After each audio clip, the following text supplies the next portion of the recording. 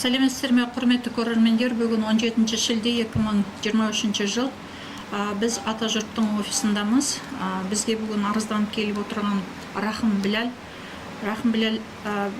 осыдан анық 2 ай бұрын 17 мамырда арыз берген еді. Өйткені бұл кісінің бір туған ағасын Қытай полицейлері ұстап алып кеткен.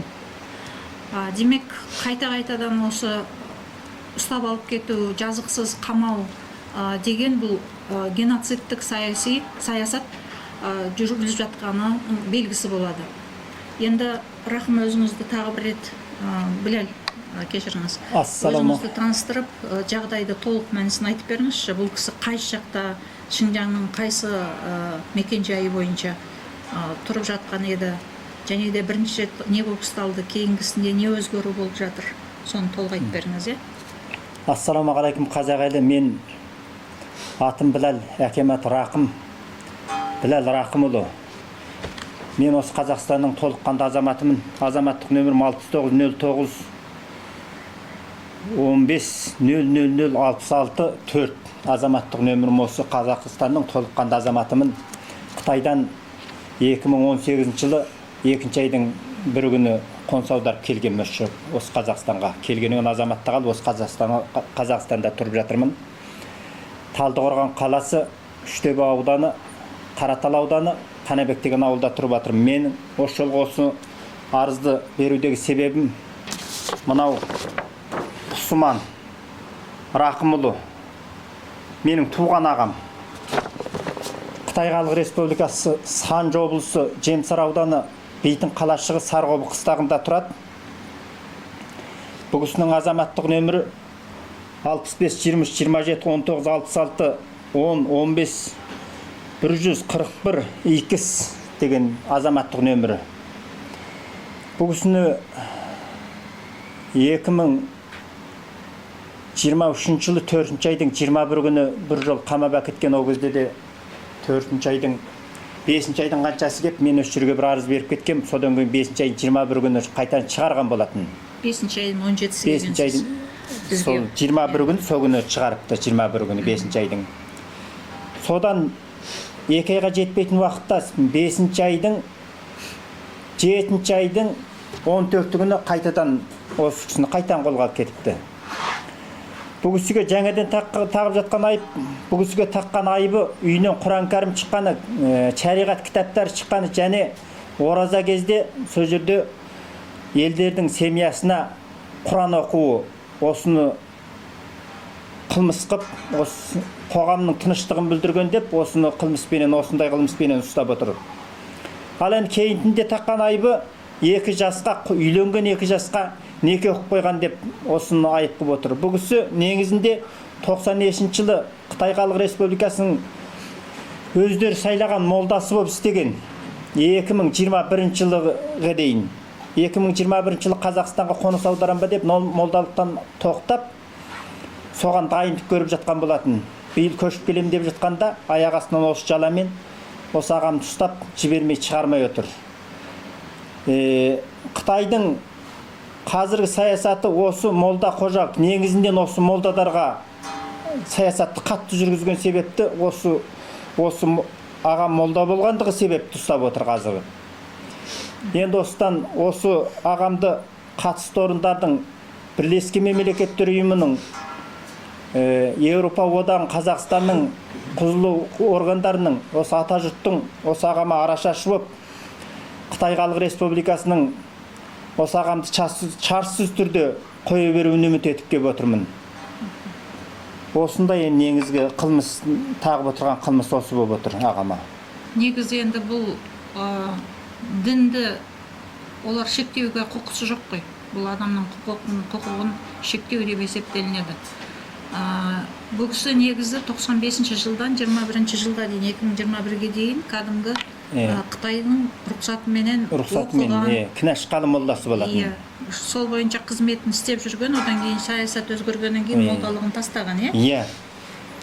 Бәрібір сөйтсе де, бұның негізі енді осы жаққа келем дегені үшін жібергілері келмеді ме екен, же бір құпияны ашып қояды деді ме екен.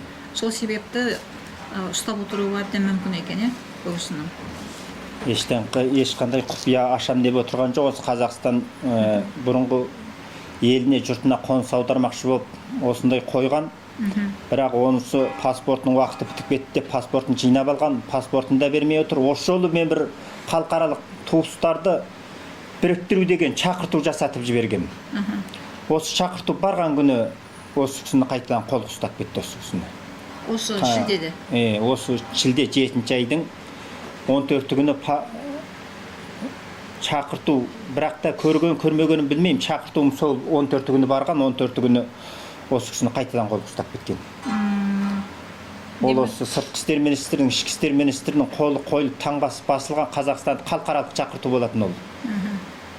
Ақшасын беріп отырып жөнелткенбіз, сол шақырту барған күні алғамды қайтадан жыл кесеміз деп айтты дейді. Қандай болмасын, әйтеуір қазақтарды бұл жаққа жібермеудің бір амалы болып тұр ғой.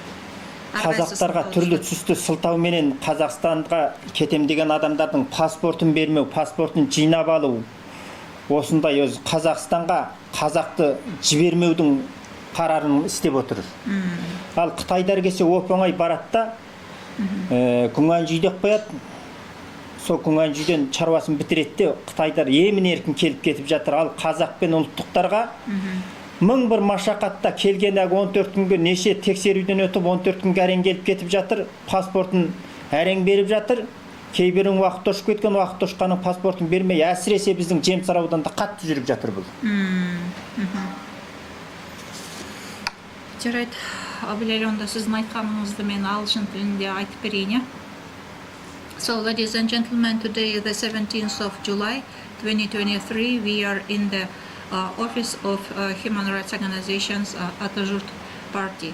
And next to me you see Bilal Rahim.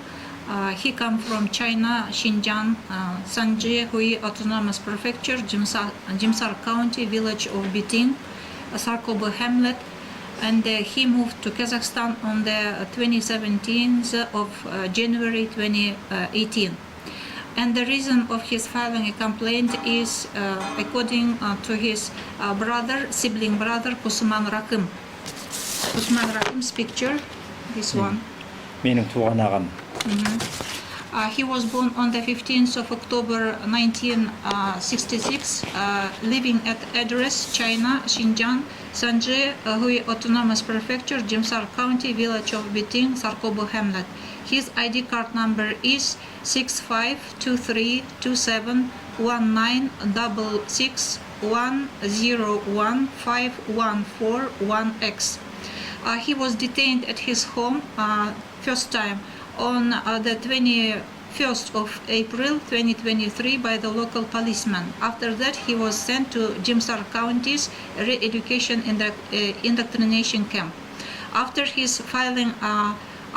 Bilal's filing a complaint, he was released on the 21st of May. But he was detained again on the 14th of July 2023. And this time he was accused with an additional charge of carrying out the nikah according to the Muslim tradition for the two newlyweds after giving up the position of mullah. And Kusman was accused when his house was searched. The Quran book and books of Islamic Sharia were found. The Quran book and other Islamic Sharia books found in his brother's house belonged to his father. The father's name is Rahim Kurmangali Ulu. He was a religiously literate mullah.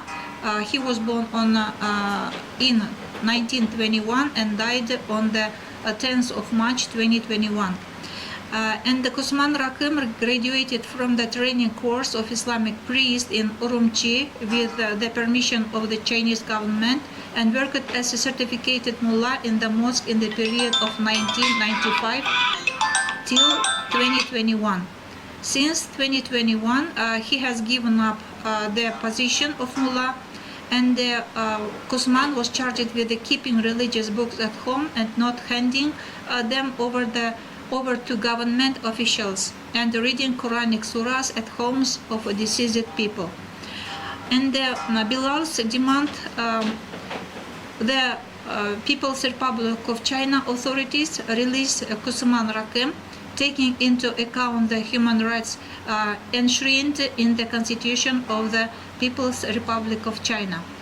Bilal considers that his brother Kusman Rakim did not commit any malicious acts in China. He was a mullah in the mosque with the permission of the Chinese government, and he was given a legal document. And he is sure that he did not nothing wrong to take him to education training camp again and again.